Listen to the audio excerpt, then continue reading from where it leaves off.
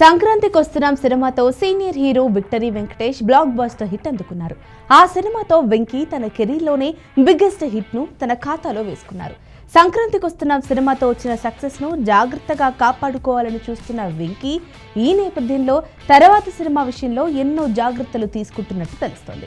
అందులో భాగంగానే వెంకీ తన తర్వాతి సినిమాను మాటల మాంత్రికుడు త్రివిక్రమ్ దర్శకత్వంలో చేయడానికి ప్లాన్ చేసుకున్నారు.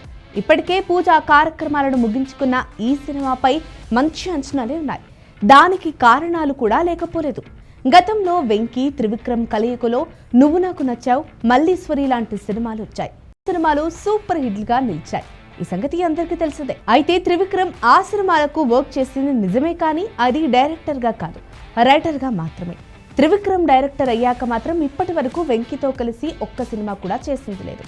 మళ్ళీ ఇన్నేళ్లకు వారి కాంబినేషన్లో సినిమా రానుండటం, దానికి త్రివిక్రమ్ దర్శకత్వం వహించడంతో ఈ ప్రాజెక్టుపై అందరికీ మంచి అంచనాలున్నాయి.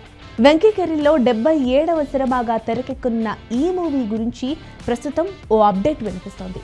వెంకీ 77 అక్టోబర్ 6 నుంచి సెట్స్ పైకి వెళ్లి రెగ్యులర్ షూటింగ్ జరుపుకోనుందని, మొదటి షెడ్యూల్ హైదరాబాద్లోనే జరగనుందని సమాచారం. హారిక హాసిని క్రియేషన్స్ బ్యానర్ నిర్మిస్తున్న ఈ సినిమా ఫ్యామిలీ ఎంటర్టైనర్ గా రూపొందనుండగా ఈ మూవీలో శ్రీనిధి శెట్టి హీరోయిన్ గా నటించే అవకాశం ఉందని ఇన్సైడ్ టాక్. అయితే హీరోయిన్ విషయంలో మేకర్స్ నుంచి అధికారిక ప్రకటన ఇంకా రావాల్సి ఉంది.